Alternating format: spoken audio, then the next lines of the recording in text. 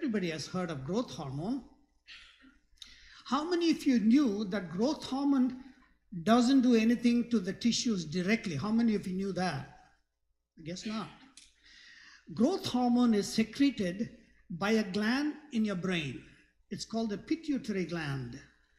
Pituitary gland actually secretes several hormones. These are called hormones because they have specific functions. For example, your thyroid gland that is near the neck, it is controlled by the pituitary gland. Pituitary gland sends a chemical called thyroid stimulating hormone, TSH, that makes the thyroid gland secrete thyroxine. Okay? It secretes another hormone that stimulates your ovaries to secrete female hormones. It secretes another hormone that stimulates testes in the men to secrete male hormones. And it also controls another gland called the adrenal gland that is on top of your kidneys. And that also secretes certain chemicals. Like, have you heard of cortisol? Cortisol is actually secreted by the gland that is sitting on top of the kidneys, called the adrenal gland. So the pituitary gland controls a lot of, it's a kind of a grand master who controls a whole lot of functions in the body. It secretes the hormone called growth hormone. Growth hormone does not do anything directly to your tissues. What it does is it comes down to the liver. It stimulates the liver to secrete another chemical called the IGF-1. IGF-1 stands for insulin-like growth hormone. So it is called insulin-like growth hormone number 1, IGF-1. It is actually the final chemical that makes all the cells grow. But here's the punchline. It doesn't care whether the cells are normal cells or cancer cells. Since cancer cells have a natural propensity to divide faster and grow faster, IGF-1 make it even worse. Are you all with me so far? Have I lost anybody yet? No? Okay. Oh, I better turn it on here. Now, so I just told you what IGF-1 is, insulin-like growth hormone. I just told you what it does. It stimulates the growth of all cells. Now, the third and fourth question I will answer in just a few more minutes, okay? Now, here is a photograph of a family in Ecuador. In Ecuador, this particular family has 99 members in that family. All of them have the same genetic abnormality. The abnormality is, before I say that, let me tell you a little bit. You see, whenever the hormone comes down to the cell to make the cells stimulate the cell, something has to pull the hormone into the cell. I want to just make it simple in layman's terms. It's like a hand that says, okay, come down here and I'll pull you into the cell so that the hormone can do the job. That hand, in medical term, call it receptors. In other words, they have to pull it in for the chemical to work, okay? This family was born with the inborn error in the metabolism that they do not have enough hands to pull the IGF-1 into the cell. Are you with me so far? Because for the IGF-1 to do any job to stimulate the cell growth, it has to first get into the cell. And the way it can get into the cell is through the receptor, which is like a hand. It's got to grab the IGF-1 and pull it into the cell, okay? Now, these people are born with a defect. They don't have enough of the hands to pull that in. I don't know whether you can tell that these people, these are normal people. These are all little people. This gentleman is in his 70s and 80s. He's not a boy, young boy. He's a grown man. Okay? There are 99 members in this family. They have the inborn error where they are not able to respond to IGF-1. You can put in tons and tons of IGF-1 inject into them, they won't respond because they don't have enough hands to pull it in. Are you with me so far? Now, here's the punchline. Did you know in the 99 members of the family, they have died from any other, like they've fallen down the stairs, died, they've been hit by a car and died. not one has ever died of cancer. Not one in the 99 members has ever died of cancer. They've died of everything else. By the way, none of them has died of diabetes either. Okay? Cancer is unheard of in this group. Okay? How come? How come? The only explanation is the IGF-1 is a major culprit in making cancers grow. So you'll say to me, Dr. Chelliah, oh, okay, now you told us the story. Why don't you give us a pill to get rid of the IGF-1? Now, you think it is funny.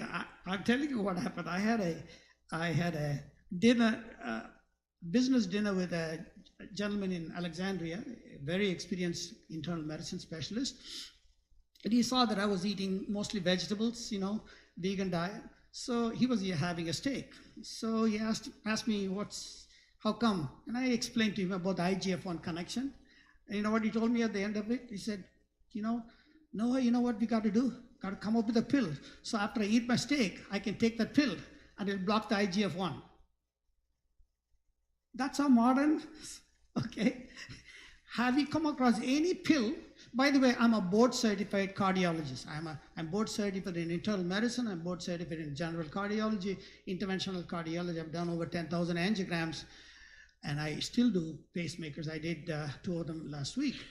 So I believe in medical technology. I'm not one of these people who say, oh, forget about your medical, cancer treatment, just go take this, water and fruit and the cancer will go away. No. When you have cancer, you got to cut it out. Okay, I do believe in modern medicine. But on the other hand, I believe that 85% of the diseases can be prevented by changing a lifestyle, and very often it can be cured. I'll show you how. Have I lost anybody yet? I do have 4 microphones if you have to ask me questions. Here is an interesting study. This was published in a very reputable journal, Journal of Urology, 2005. What they did was they took men with prostate cancer. They took a blood sample from the men when they were on a standard American diet. We call them SAD. Okay, standard American diet. They took a blood sample and measured the level of IGF-1. The level was high. Then what they did was they took that blood sample, put a drop of it on cancer cells growing in a petri dish in the lab. It was able to kill about 9% of the cancer cells. Then what they did was they put them on a vegan diet for a year. And you might say, how did they manage to get these men to eat vegan diet? They home delivered all the meals. And they figured most men are too lazy to cook. They'd eat what you give them, right? That is one very nice way to get them to eat healthy. Anyway, at the end of the 1 year, what they did was they took the blood sample, did the same experiment, took a drop and dropped it on cancer cells, prostate cancer cells growing in a petri dish. You know what happened? It was able to kill 70% of the cancer cells. 9% of the cancer cells on a standard diet, 70% kill rate. This is kill rate. 70% of the cancers can be killed with just switching diet. Now, they said, okay, another group of scientists said, do we need to wait for 1 year? So what they did was they took a group of women and they put him on, they did the same thing. They took a blood sample, measured the IGF-1, it was high, and then they put him on a vegan diet, this time not for 1 year, 14 days. 14 days later, they took the blood sample and dropped it on cancer cells. It was able to kill 70% cancer cells. Okay? These are among the cells killed. this is standard American diet.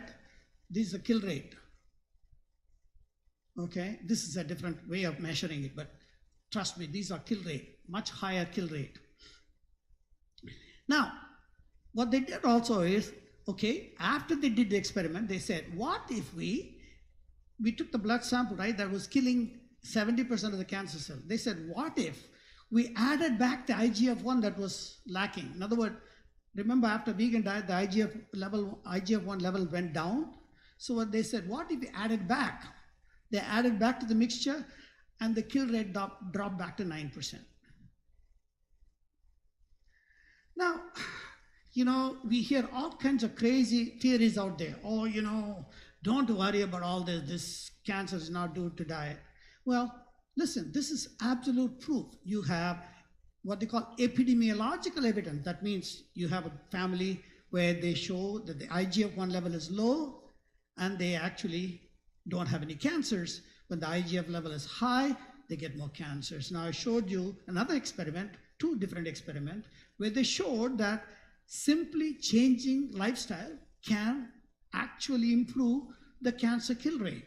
So remember, all of us have cancer cells. How many of you knew that? All of us have cancer cells. Even a newborn has a cancer cells, okay? Except the immune system will recognize them and kill them, right?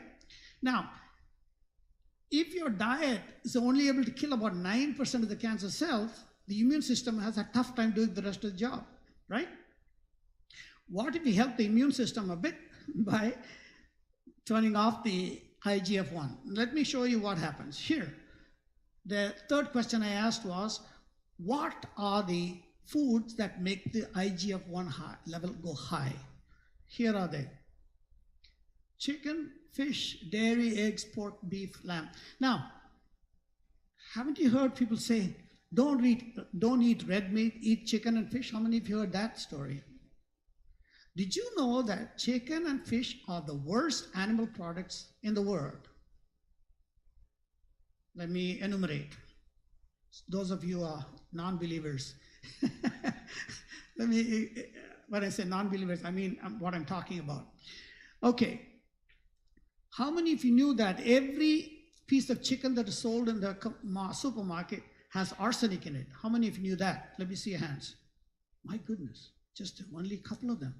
Did you know that every piece of chicken that's sold in the supermarket has arsenic in it? Do you know how it gets there? Anybody know how it gets there? It's fed to them. They feed arsenic to chicken. Also, they do the same thing with pigs. They put in the feed arsenic. It is done to keep the worm infestation down so that the chicken and pigs can gain weight. They gain weight, okay? So every chicken that is sold commercially, now some people tell me, oh, you know what? I raise my own chicken. Next question, do you buy commercial feed? Oh yeah, well, then you got arsenic. It's in the commercial feed. So if you use commercial feed, okay. Somebody will tell me, well, Dr. Chelliah, I grow my own organic chicken at home, no commercial, I just feed it with whole grain. Great, that's great for you. What about the fact that 90% of all chicken that is slaughtered has E. coli contamination. You know what E. coli contamination, right? It's a bacteria. It's a deadly bacteria. Didn't you hear about that Jack in the Box? People got sick eating hamburgers, and that's from E. coli bacteria. E. coli bacteria is very common contaminant in chicken. 9 out of 10 chickens, sold in the supermarket has E. coli contamination. Well, when I mentioned this, most common answer people tell me, no problem, I'll just cook it out, right? Well, that's not so great. I'll tell you why. When you cook the chicken, right? Actually, let me go back and tell you a story. In one experiment, what they did was they took volunteers, gave them a breakfast sandwich from one of these big, I'm sure you know, the Golden Arches, They gave them breakfast sandwich. And they were able to look at the blood vessels. We have very, very sophisticated instrumentation now. We can look at blood vessels in living human beings. Within 1 hour of eating that breakfast sandwich, the blood vessel became completely inflamed. So they said, what's going on here? Is it the fat in the meat that's causing the inflammation, or is it something else? They couldn't understand. So what they did was, they did some very, very sophisticated scientific analysis. They actually found that when you eat high-fat food, most animal products have high fat. When you eat high-fat food, the high fat in the food makes the cells in the intestinal wall, the innermost layer in the wall, called the intima, right, lining. Those cells are tightly packed, close to each other. When you consume a high-fat meal, those cells come apart a little bit. So there is gap. This is known as a leaky gut. Have you heard the term leaky gut? Mm-hmm.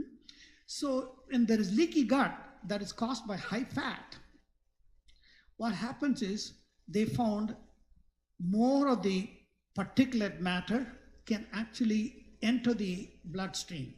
And they found that actually these people had this inflammation of the blood vessels because the toxins that the E. coli bacteria produced while they were still living were still in the meat, and they were not destroyed by any form of cooking.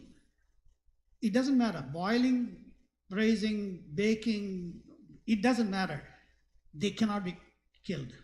And they are not destroyed by the intestinal juices either. Digestive juices do not kill them.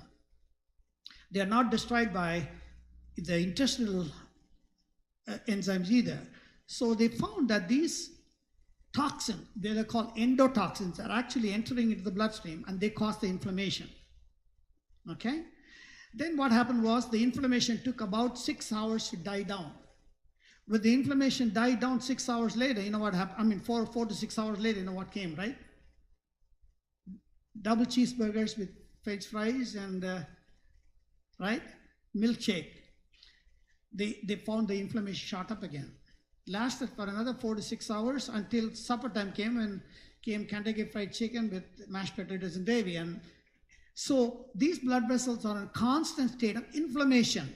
And when the blood vessels are inflamed, it is much easier for them to get infiltrated with cholesterol particles. Now you know how animal products cause cholesterol deposits. Now, there are some people who have high cholesterol and still don't have heart disease. I'll talk about it this afternoon. You have to have inflammation too. Like if you're a strict vegan and you have high cholesterol, you can still get away with it. Why? Because there is not as much inflammation in the blood vessel for the cholesterol particles stick to and infiltrate. Are you with me? Okay. What else is problem with chicken? I'll tell you another problem. 80 years ago, a Swedish scientist did I don't know why he did this experiment, but he did it. He took horse meat, roasted it, and gave it to the mice, experimental mice they have in the laboratory. And so he fed it to them, and they found that these mice developed cancers. When we fed them raw horse meat, they did not develop cancer.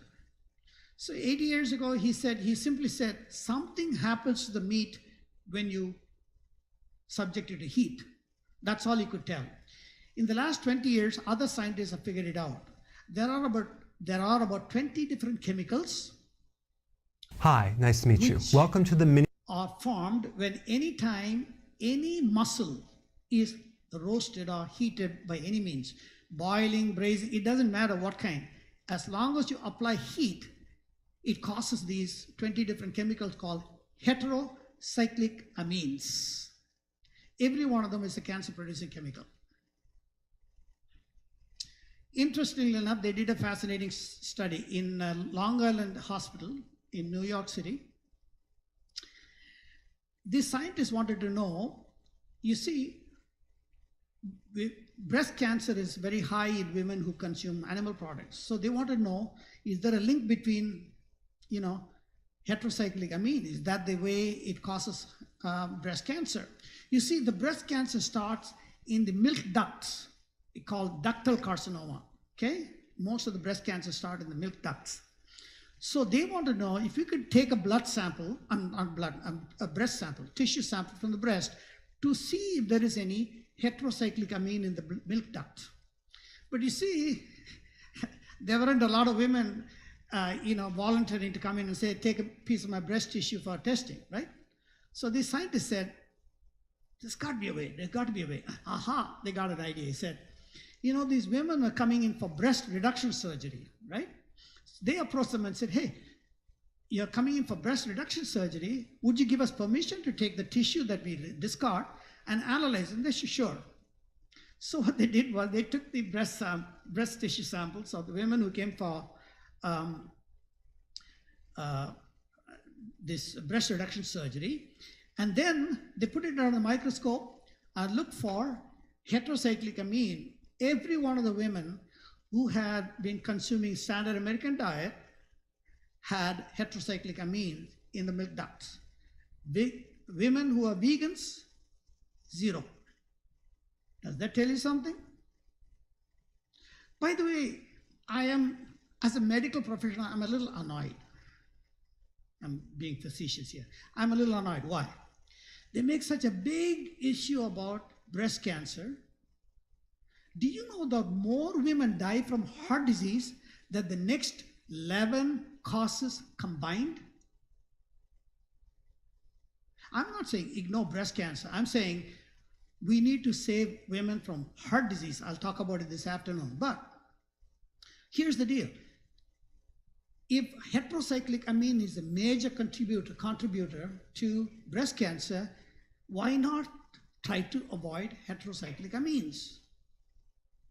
So here's a problem. You eat roasted chicken, you get heterocyclic amine and get cancer. You eat raw chicken, you die of food poisoning from E. coli. Yeah, I was bacteria. faced with So the you idea choose what that you want to die from my food character poisoning, or you want basically to die from becomes cancer? a homeless person. Good choice, right? And I had to lose. By the way, a lot of people don't know this. This is why they keep telling you, stay away from red meat, but just eat chicken and fish. Did you know that a typical serving of chicken 100 years ago in the United States contained 10 grams of fat? Today, a similar portion of chicken contains 27 grams of fat. In fact, I would argue that a piece of steak probably has less fat. Even marble steak probably has less fat than chicken. And people keep telling you to eat more chicken. All right? Now, there's a fascinating new study. Everybody's worried about the weight, right? Have you heard the term adenovirus 36? They found a virus that is in chicken that makes chickens fat, and when people eat the chicken, it makes the human beings fat. I'm not making this up. You can look it up. Every one of the facts I present, you can go to the search engine and look it up, and you'll find articles on it. What they did was they took an experiment. They did volunteers and found out beef, chicken, fish, pork, whatever. And they found that ones who gained the greatest amount of weight were the ones who were eating chicken. So you don't want to be fat. Skip the chicken. Okay? You don't want heart attacks. Skip the chicken. I just told you it has more cholesterol than marbled beef. And I talked about the heterocyclic amine. Okay, next comes fish. Everybody said, yeah, stick to fish, right? By the way, before you get all excited, I'm frequently, this is not the first rodeo, right? I go around giving this all over the world, these presentations, and people frequently confront me, well, Jesus ate fish, and Jesus served fish to his disciples in public, right? Yes, he did. But 2,000 years ago, there weren't industries pouring in toxic waste into the waters. It's highly contaminated. One of the most dangerous chemicals in the water is methyl mercury. Okay? Dioxin, PCBs. These are all in the water. They took some fish, caught some fish in the North Pole. They found these industrial toxins in the fish. Okay? They went to Alaska, same thing. So there is no such thing as pristine waters because all the oceans are connected. The pollution is so abundant, it goes there. Now, you'll say to me, well, I eat only a small amount of fish, not a big deal. Well, let's talk about that. You see, let's say we all take a trip to San Francisco, right? We go to the beach. I bring in a bucket of sodium cyanide, a gallon of sodium cyanide, dump it into the water, and immediately take a glass of water from the beach and I drink it. The chances are I'll drop dead, correct? What if I waited for a month and came back? Probably not. Why not? Because that 1 gallon has been diluted with trillion gallons of water. Okay? So let's assume there is only 1 part to a trillion parts of water in that area. There are some small fish floating in there. They keep gulping it, the water, right? So let's assume each fish picks up maybe 10 parts per trillion parts of this chemical, right? Whatever chemical is. I'm just giving cyanide or methyl mercury or whatever. All right. Now, here comes a bigger fish. Eats 100 of these little fish. Now, the big fish has 1,000 parts per trillion parts of water. Are you with me? And here comes a bigger fish, salmon fish, which eats 100 of those. Now it's got 10,000, parts. Okay? You see what I'm talking about? Here comes a tuna fish. I'm not good at mathematics. I may miss my mathematics, but you get the idea. Comes a tuna fish, eats 1,000 of those fish. Now it's got million parts per trillion parts of water. You got a pretty big problem. And you eat a tuna steak, you got tons and tons of toxin in your bloodstream. This is called biological amplification. You don't see in the wheat fields of Minnesota, you don't see one wheat plant eating 10 wheat plants, do you? No. So biological amplification occurs mainly in seafood. This is why fish is dangerous. Now, frequently I'm told, oh, Dr. Chelliah, I don't eat fish. I just consume fish oil, right? Called the DOT trial. You know how this fish oil nonsense came out? This trial, this was published in 1989. Approximately 2,000 men were split into 2 groups. One half got told to eat more fish, dark fish and fish oil, the other one not. They reported that, by the way, this group of researchers are very, very meticulous. They reported that the fish oil seems to have some benefit. So immediately the fish oil industry went bonkers. The fish oil sells to the tune of $100 million worth of fish oil every year in this United States.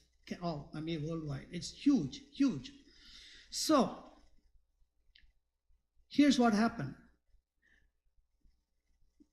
The same researchers, after they published this paper, make note of the first name, M.L. Burr. Okay? After they published the report, they said, the numbers there's something screwy. Numbers don't look right to us. But they did something very fascinating. They didn't go back and try to reanalyze the data. They said, no, we're going to do something better. We're going to do another study with better controls. And this is the study called the DOT 2 trial. The DOT 2 trial, look at this, it took 3,000 men and the same group, M.L. Burr. They did a study. This time they did a better control, more well-organized data, and they found that actually people who ate fish and drank fish oil actually died sooner. Has any doctor, any nurse, any nutritional instructor has told you this about the DOT2 trial. Why? It doesn't help the industry. So they want to go with the DOT1 trial. They don't talk about DOT2 trial. This is the problem in science.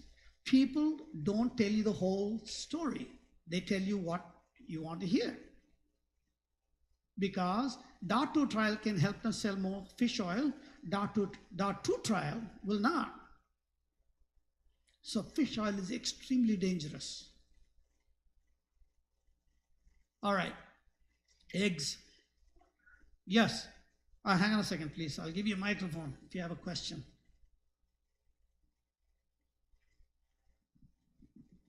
Speak into the microphone. I work in the food, grocery industry, and you're right about chicken. What industry? Food, grocery industry. Yes. My question is about, now we hear about omega-3s. Yes. And we hear on the media, omega-3 is so good for you, so good for you, so good for you. Yes. And how do you justify that with what you're just saying about fish being bad for you if fish oil is supposed to be so good? Did you hear me say omega-3 oil is bad for you? Well, yes. So let me parse this for you. He asked, is fish, fish oil, he's saying omega-3 is present in fish oil.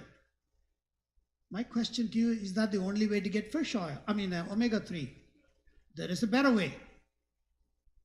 Have you heard of, by the way, you know where omega-3 comes into the fish? Anybody know how there is omega-3 in fish oil? In fish? Fish doesn't make omega-3. Were you aware of that? Fish does not manufacture omega-3. So how does it get omega-3 into its muscle? It eats a plant in the water called the golden algae. You know where I get my omega-3 from? Golden algae. Now they grow it in a commercial plant in a sterile environment, and they extract the omega-3. I buy omega-3 in a capsule. And by the way, the omega-3 capsule, this is called plant-based, vegan plant-based omega-3, DHA, that's what I use. And it is available for the same price as fish oil capsules. Does that answer your question? Okay. So fish doesn't make omega-3. It's present because it eats the golden algae, and I get omega-3 from the golden algae. Instead of eating the fish that eats golden algae, I get it directly from the golden algae. Okay? All right. Eggs. An average egg, mid-sized egg contains about 212 milligrams of cholesterol. Your maximum consumption daily allowed is only 200. So if you eat 2 eggs for breakfast, you've already blown through almost twice as much cholesterol as you can afford to have in your system. Okay? Also, did you know that all the eggs have contamination with E. coli on the surface? Now you'll say, oh, I'll be careful how I handle it. Well, how do you handle it? The only way you can avoid E. coli contamination is you take a biohazard bag to the grocery store and tell the employee, drop those eggs into this bag, right? And you carry it back to your home, and without touching the eggs, you dump the whole egg, all the eggs into boiling water. Come on, that's not very practical, is it? The minute you touch it to crack open the eggs, you got E. coli contamination on your fingers. And cholesterol, by the way, most cancers love 2 chemicals, particularly breast cancers love 2 chemicals. All cancers like 1 chemical. Do you know which one it is? Cholesterol. Cancer cells thrive on cholesterol. So not only does cholesterol clog up your blood vessels, it can cause heart attacks, it also can cause cancers. In women, of course, estrogen also causes triggers cancers. And studies have shown that, oh, I forgot to tell you, do you know that people who eat chicken on a regular basis have a higher incidence of diabetes? People who consume fish on a daily basis have a 35% increased risk of developing diabetes. In other words, if you've never had diabetes, you keep eating fish on a regular basis, your chances of developing diabetes for the first time is 35% as compared to people who don't. Okay? Same thing with chicken, same thing with beef, same thing with pork and lamb. Pork, arsenic, trichinella, cysticercosis of the brain. The cysticercosis of the brain actually is a fascinating story. It causes destruction of the portions of the brain. It looks like holes on an MRI scan or a CT scan. These parts of the whole brain are missing. That's what cysticercosis of the brain. I have a story to tell you, but we don't have enough time to tell you the story. We got to finish up. Dairy. How many of you know the link between aluminum, at least purported link between aluminum and Alzheimer's? You heard of it, right? Now, every time you chow down on a cheese sandwich, grilled cheese sandwich, do you know you are taking tons and tons of aluminum? There is aluminum in cheese. By the way, do you know how it got there? You already guessed it. They put it in there. They add aluminum to cheese. Commercially processed cheese, they add aluminum to it. The reason why they appealed to the FDA to allow them to put aluminum in cheese, because they said that it makes it easier to melt the cheese, it becomes smoother melting, and it's easier to slice the cheese when they have aluminum salt in the cheese. So, fact, a lot of good does, trying to avoid aluminum cooking utensils when you're chowing down on cheese pizza. Yeah, it's vegetarian, but it's not good for you. There was you remember DDT? How many of you know about DDT? It's a chemical that was used to kill the mosquitoes. It was banned over 50 years ago in the United States. They are actually able to find DDT in milk. Now, it's not added by anybody because it is in the ground, in the water. I'm telling you, our world is contaminated, folks. So, and there's a definite couple of articles came out in the last 1 year, in the last year or so, linking milk consumption with Parkinson's disease. You know, the place where people shake? Again, I don't have any time to go to details. Just stop milk. By the way, I'll trigger your thinking a little bit here. Did you know that they did a fascinating study? The tobacco industry did. They found, actually reported, that people who smoke cigarettes very rarely got Parkinson. I say, Dr. Chelliah, you're trying to tell us we should start smoking cigarettes? No, I'm not telling you that. And scientists thought these guys are trying to pull a fast one over us because they want to sell more cigarettes. And they went back and studied, and sure enough, tobacco, smoking, does reduce the risk of Parkinson. You're all seeing it. Where is he going with this? They found that the nicotine in the cigarette is what does it. The nicotine actually has a ameliorating effect on Parkinson. So the next question is, do you have to smoke to do it? No, because if you smoke, you're going to get lung cancer. If you inject nicotine, that's going to kill you because it can cause blood vessels to go into spasm. So that's not the way. But here's the trick. Did you know that there is nicotine in vegetables? The nightshade vegetables. You know what nightshade group of vegetables are? Like, things like tomatoes and eggplant. They are all called nightshade vegetables. Do you know all of them have small amount of nicotine? Tiny amount. So if you want to get it the healthy way, eat nightshade vegetables. So this is a better way to prevent Parkinson. Okay? All right.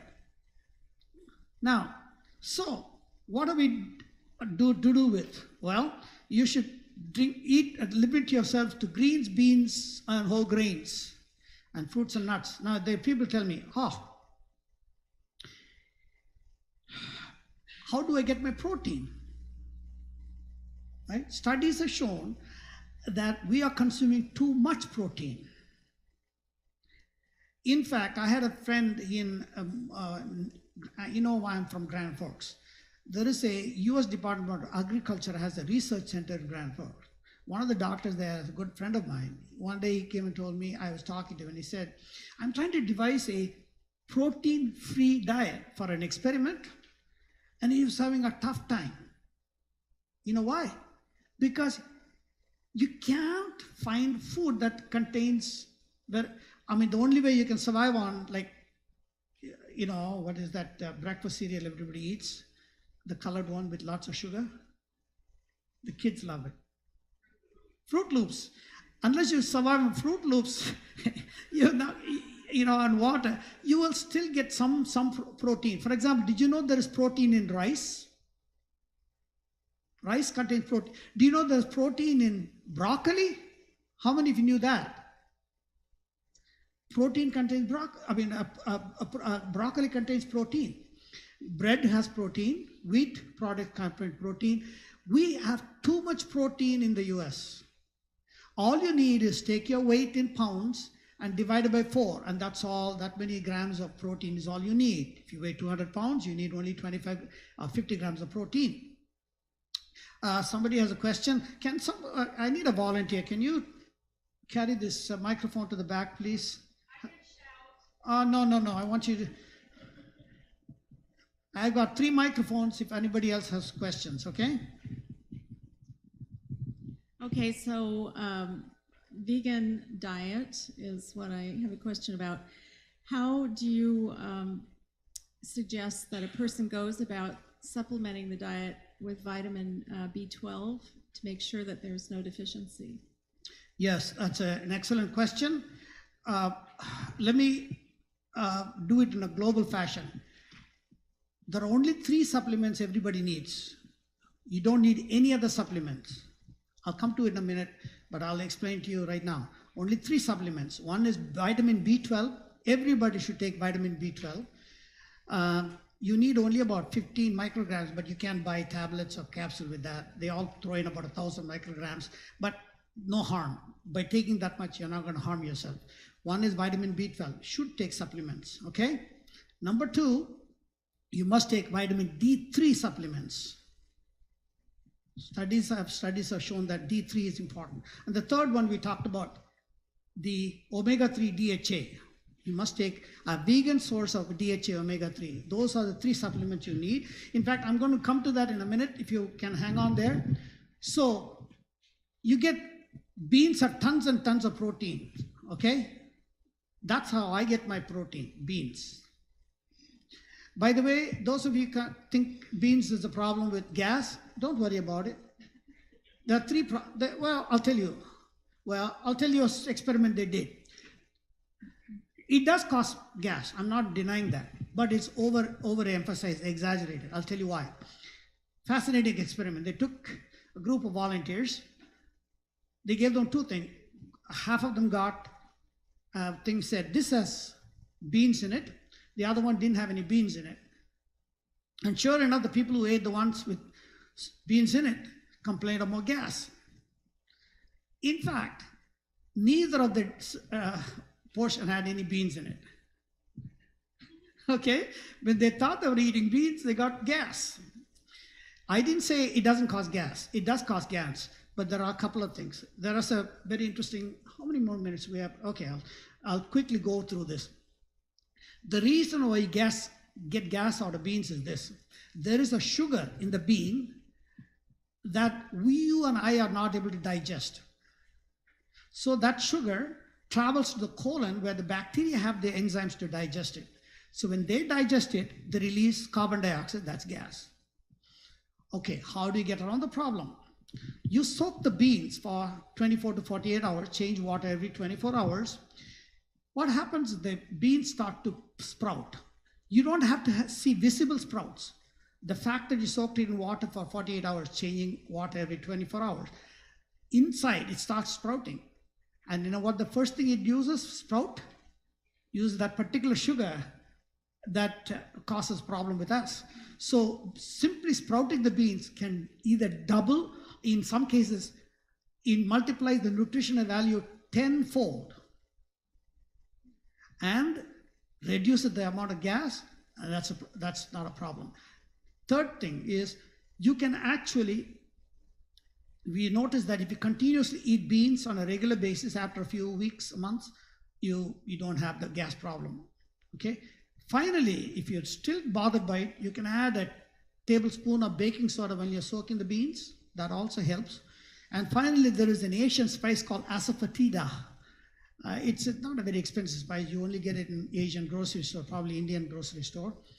You take just a pinch of that powder, drop it in water and gulp it down, and you eat your beans, no problem. It's like almost like Beano. That's a natural, way to do it. So beans is where you should get all your protein from, okay?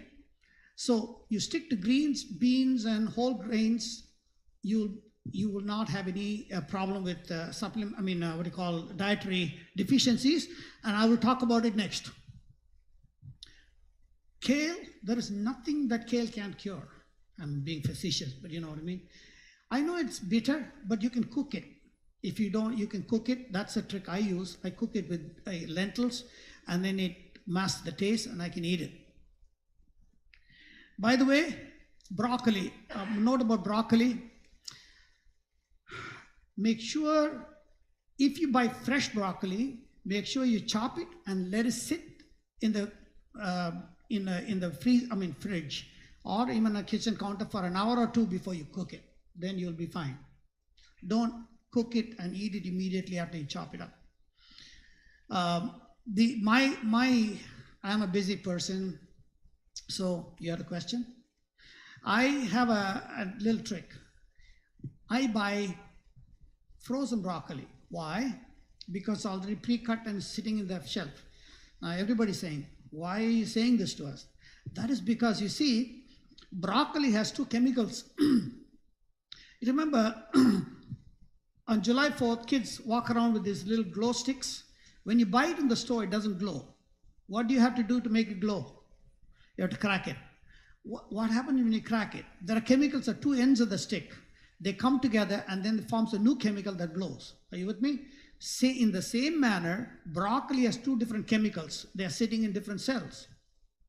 When you bite into it or cut it, those two chemicals come together and produce a third chemical called sulforaphane, which is the most powerful chemical for cancer prevention and other benefits.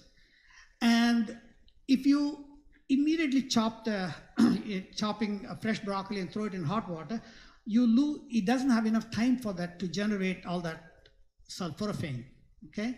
Whereas you chop it up, leave it in the fridge or counter for an hour or so, and then you cook it, it has time enough to generate the sulforaphane, okay? Chop it and, hang on a second,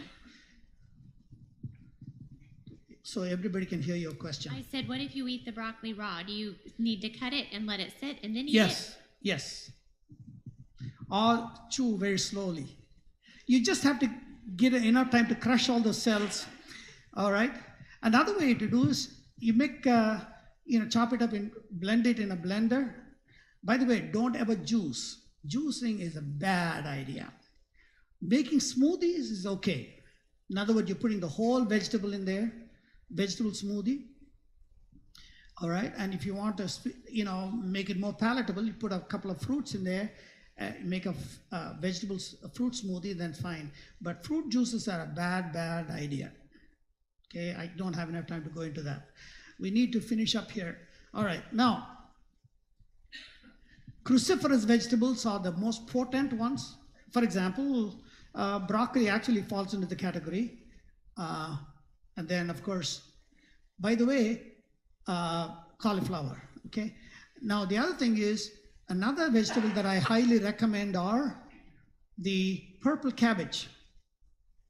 Is one of the most powerful vegetables you can consume. And you know, it is one of the most least expensive vegetable, bang for the buck. In other words, you get a lot more bang for your buck when you purple cabbage. Don't ever buy green cabbage. It's useless. I didn't say it's useless. I mean, you have so little nutrition as compared to purple cabbage. So I always go for purple cabbage. There are 3 or 4 foods I consider superfoods. One is purple cabbage. Other one is broccoli. Third one is the lowly sweet potato. How come people are not eating sweet potatoes? It is one of the most fantastic vegetables. I mean, do you know it's very inexpensive? It's very inexpensive compared to other vegetables. Why are you not eating sweet potatoes? It's, except when you deep fry it, then it's not as good. Any other way is fine. Boiling is the best. Okay? Now, the other superfood is mushrooms. Now, people ask me, do I need to buy one of these fancy mushrooms? No, no, no. The good old white button mushrooms have just as much nutrition as fancy mushrooms. Fancy mushrooms look fancy and they cost more money. Eat the plain old mushrooms.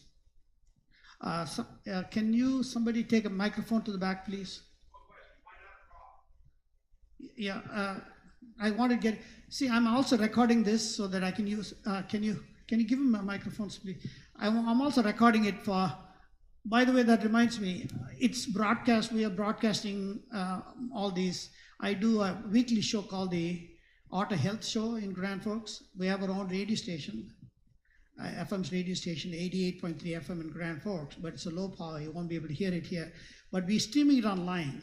We do it at www.keqqradio.com. Okay.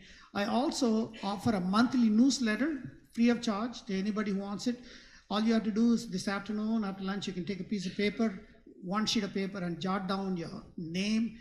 Please print. I missed so many emails because I can't read the emails. Print the email and give it to me. I'll put you on my list and we'll send it to you. Your question, sir? I love mushrooms. They're one of my favorite foods. I eat them any way they're prepared, but why not raw? Yes. Mushrooms has a poison in it. Okay. The minute you heat it, the poison goes away. The poison is very heat sensitive. All right. So you don't want to eat raw mushrooms in the salad bar. Bad idea. Okay. So you should always cook the mushroom, but you don't need to cook it very long. Just you put it in the microwave oven for 30 seconds, 40 seconds. It is very heat sensitive, that poison. So the minute you cook it, it's gone. But cooked mushroom is the way to go. All right, let's go to the benefits of beans: fiber, protein, carbohydrate, life expectancy. Life expectancy is very important. Did you know the studies have shown that the people who consume beans on a regular basis have the longest life expectancy of anybody in the whole world? In fact, if you are not eating beans, you're committing suicide. Now, supplements, we need to talk about this before we finish. Supplement A kills you. It's dangerous. It shortens your life. It's a fact. Vitamin E shortens your life. Vitamin B, except for B12, shortens your life. Fish oil is dangerous. Now, let me tell you something else. If people take vitamin A supplement, they die sooner. But if they eat a lot of green leafy vegetables, they live longer. Okay? Stay with me. People who consume vitamin E supplement, E as in echo, E supplements, die sooner. People who eat nuts and seeds regularly live longer. What do green leafies contain? Lots of vitamin A. What do seeds and nuts contain? Lots of vitamin E. So do you see what I'm getting at? If you eat vitamin A capsules, you die sooner. If you eat green leafy vegetables, you live longer. If you consume vitamin E supplements, you die sooner. But if you eat nuts and seeds, you live longer. What is the moral of the story? Pills kill. Plants work. Don't eat pills, eat plants. In other words, the whole food is what you want. So people ask me, so do you recommend vegan diet? I don't. Are you surprised? You know why? Beer is vegan. Have you thought about it? Yeah, vodka is vegan. There's no animal product in vodka. I don't recommend vodka. I don't recommend beer. Okay, French fries are vegan. I don't recommend French fries. So what do I recommend? I recommend whole foods, plant-based. Okay? Couple of more minutes, we'll be done. We talked about fish supplement, fish oil, no. And I talked about the vegan omega already. We talked about it, all right? Now, vitamin D3 is great for many different diseases, but let me put you on this one. There is a curve. This is amount of vitamin D intake. This is the death rate. When you don't take any vitamin D, your death rate is high. When you start taking more and more vitamin D, your death rate drops. But then if you continue to increase the vitamin D, it goes up. See what I'm getting at? So this tells you, just because 10 is good, 100 is not better when it comes to vitamin D. There is a bell curve, inverted bell curve. The sweet spot is about 2,000 to 3,000 units a day. So don't take 20,000, 30,000 a day. Says, Dr. Chelliah told me I need to take vitamin D, so I'm going to take 50,000 a day. It's better than 2,000. No, it's not. It kills. Omega-3, I told you about, you need about 200 to 250 milligrams a day. Sweeteners, I'll just shorten it in one statement. All artificial sweeteners are bad for you. I don't have time to go into details. Erythritol is the safest sweetener that's available. It is a plant product. It's naturally occurring in mushrooms and fruit. And it looks like sugar. It tastes like sugar. It's about 70% as sweet as sugar. It has no calories. So it's good for diabetic and normal people. That's what I would recommend if you're going to make something sweet. Please, I've got another microphone. Please, I need some volunteers.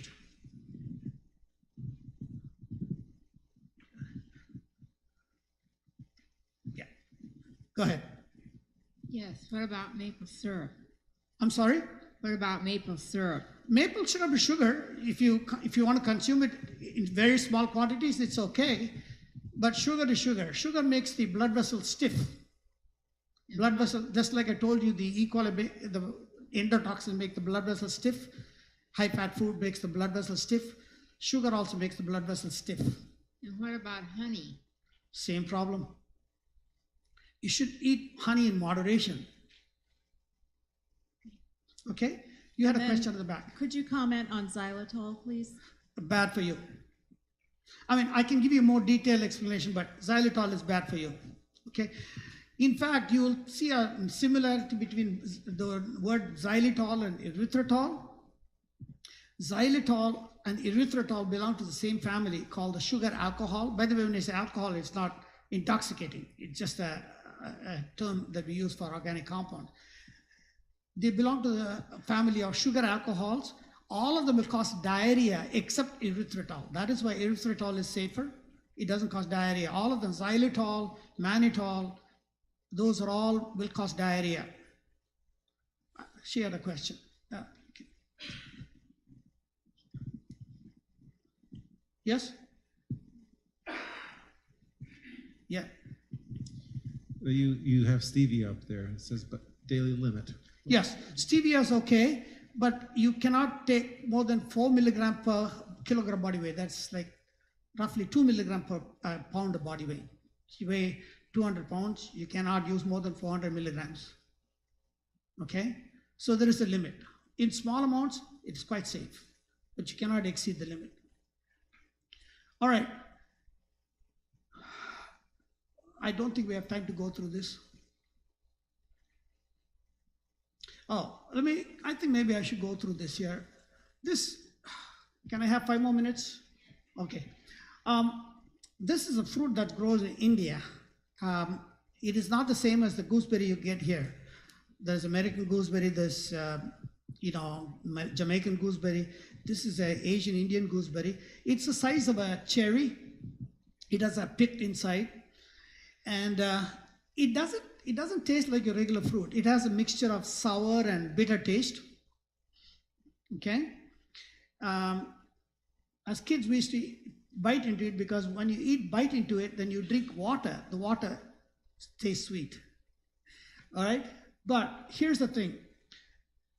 In one study, they found that there were a number of studies have been done showing that it reduces the blood sugar. It's an antioxidant, more powerful than most other berries. Blackberries can't compare it. Blackberry, I'm not giving you the actual number, but I'm giving you a range. Blackberries would be an antioxidant level like 200. Amla is like 800, 700. I mean, it's just way out there, okay? And by the way, they did a very interesting study. It lowers the cholesterol by 50% in some people. They found an interesting study. They gave people Listerine mouthwash, and they had them rinse the mouth with the amla powder in water and reduce the plaque better than your mouthwash. By the way, mouthwash is not good for you. You know why? Most of them contain alcohol, and alcohol increases breast cancer. Yeah, she had a question there. Yeah, go ahead, ask the question, please. Speak into the microphone. Does gooseberry taste like a grape? No, it's kind of a sour and bitter together, but it's good for you. Okay, and another, it showed it can kill up to 7 different kinds of cancer cells. And then, by the way, it reduces skin wrinkles. Vegan diet can drop the cholesterol by 20%, nuts 10%, alkaline water will drop it by 10% in men, 15% in women, ground flaxseed, by the way, it has to be freshly ground, 5%, amla powder 50%, so that gives you about a 95% drop in cholesterol without pills. That's a better way to go, in my opinion. Cholesterol lowering pills have been known to cause brain damage, muscle damage, liver damage, all kinds of problems. Okay, final slide. So why should you become a vegan? Eat less cancer, and it can even cure cancers in the early stages, cure heart disease, eliminate and cure high blood pressure, emphysema, allergies, Parkinson's disease, less arthritis, erectile dysfunction. In men, in America, 30% of the men have erectile dysfunction. It has nothing to do with ethnic background. It has to do with the diet. Because 37% of the men who had erectile dysfunction went on a vegan diet were completely cured in 18 months. It's reversible. In fact, we did a study showing that men who had erectile dysfunction, when they get on the treadmill, 90%, 9 out of 10 people had abnormal stress test. So it's like, it's an early warning system. Erectile dysfunction telling you heart attack is coming down the pipe. And by the way, sometimes I get asked this question, said, what about women? Actually, studies have shown that vegan diet improves the sexual experience of women as well. Surprising. Less skin wrinkles and live longer. Any other questions? We can ask some at Sure, potluck. this afternoon, yes. And I'll be around here all afternoon. If you have any other question, I'll be happy to talk to you, okay?